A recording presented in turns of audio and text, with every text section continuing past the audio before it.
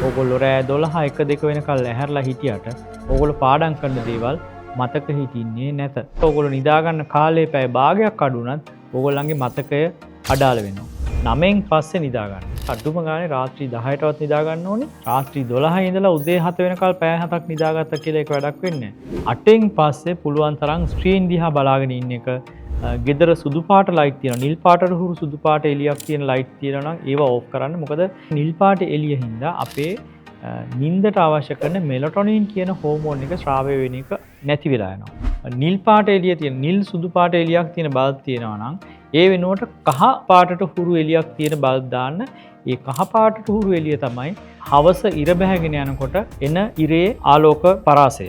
හවස 5:06 ඉඳලා රෑ 10 වෙනකල් කාලේ අපතේ අරින්න නැතුව පාඩම් කරන්න. ඒක තමයි මතකය හොඳින් තියාගන්න පුළුවන් හොඳම එක.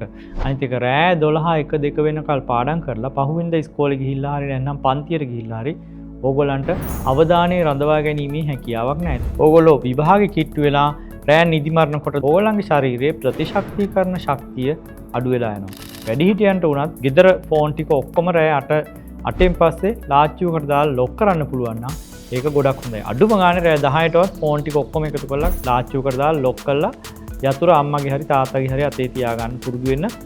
මේක කරේ නැත්නම් ඒකේ ප්‍රතිඵල ඕගොල්ලන්ට නුදුරු අනාගතයේදීම විඳින්න සිද්ධ වෙයි.